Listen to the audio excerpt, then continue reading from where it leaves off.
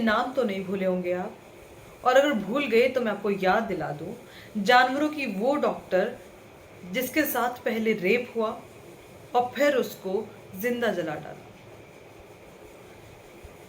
इस घटना को आज भी याद करते हुए सिहर उठते हैं। याद होगा वो दिन जब इंसाफ के लिए हाहाकार मच रही थी और फिर 4 लोगों का एनकाउंटर हुआ था। इस पूरे मामले में लग रहा था कि कहीं ना कहीं इस एनकाउंटर के बाद लड़कियों के साथ जो इस तरह की घटना हो रही है उस पर कहीं ना कहीं लगाम लगेगी। लेकिन अफसोस के साथ ये बात कहनी पड़ रही है कि प्रियंका रेड्डी के कातिल आज भी जिंदा है और अपनी नापाक करतूतों से वो बाज नहीं आ रहे।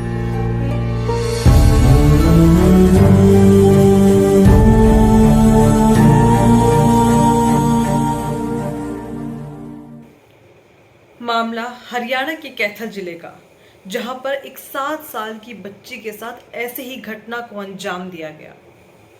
स्कूल से आकर खेलने के लिए निकली ये बच्ची वापस घर नहीं लौटी और फिर क्या हुआ देखिए। हरियाणा के कैथल जिले में 7 साल की बच्ची के साथ रेप करने के बाद उसकी हत्या कर दी गई।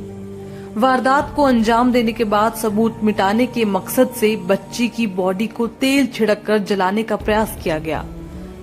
घटना कैथल में कलायत एरिया के कुराड़ गांव में हुई। बच्ची का अर्ध जला शव झाड़ियों के बीच मिला है। पुलिस ने इस मामले में कुराड़ गांव के ही एक युवक पवन को गिरफ्तार किया है। मारी गई बच्ची शनिवार दोपहर 1:30 बजे गांव के सरकारी स्कूल के पास से लापता हो गई थी। 24 घंटे बाद रविवार दोपहर 2:30 बजे उसका शव अधजली हालत में गांव के खेल स्टेडियम के पास जंगल में कंटीली झाड़ियों के बीच मिला। शव को खुर्द-बुर्द करने के मकसद से वहां छुपाया गया था। इस पूरे मामले में कैथल के एसपी ने बताया कि बच्ची आरोपी पवन के पास खेलने आ जाती थी।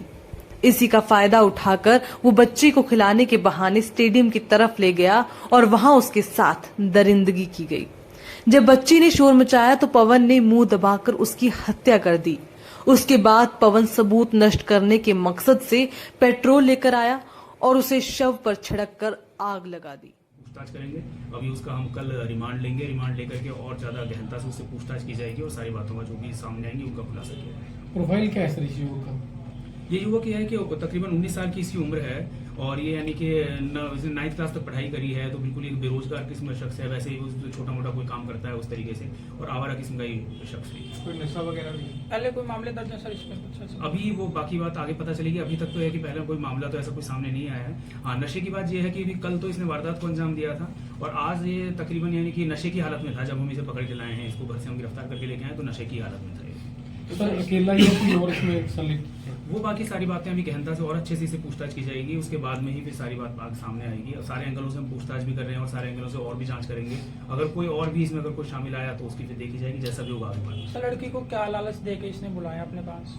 नहीं, जैसे इसने बताया कि ये पहले से ही जानते थे और घर भी बिल्कुल नजदीक थे और बच्ची इसके साथ में पहले भी यानी कि खेलने के लिए चली जाया करती थी उसके साथ ही। उसी बहाने से इसने खेलने के बहाने से बच्ची को लेके गया कि चलो हम खेलने के लिए चलते हैं, बाहर चल के खेलते हैं, और इसी बहाने से बच्ची को।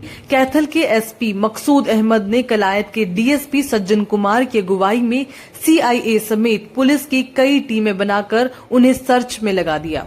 रविवार को सर्च के दौरान पुलिस को सीसीटीवी फुटेज मिली जिसमें एक युवक बच्ची को ले जाता हुआ नजर आया।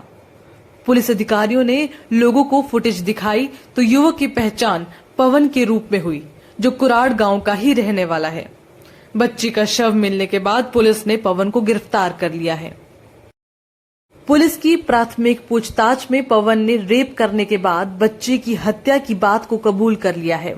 उसके बाद पुलिस ने आईपीसी की धारा और पॉक्सो एक्ट के तहत मामला दर्ज कर लिया है।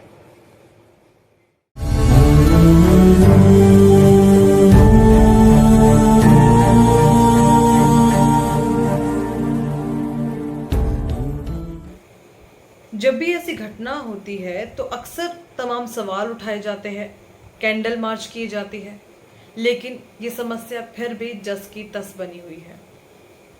महिला सुरक्षा तो मानो सिर्फ एक चुनावी मुद्दा बनकर रह गया है, लेकिन जमीनी हकीकत पर कितना काम हो रहा है और कितनी महिलाएं सुरक्षित है, ये तस्वीरें आपको रोज बता रही है। खैर, उस बच्ची का क्या कसूर था? यही कि जिसे वो इतना करीबी मानती थी वही उसकी जान का दुश्मन बन जाएगा। शर्मनाक है ये घटना और लानत है उस प्रशासन और सरकार पर जो अपनी देश की बेटी को सुरक्षा नहीं दे सकता। धन्यवाद।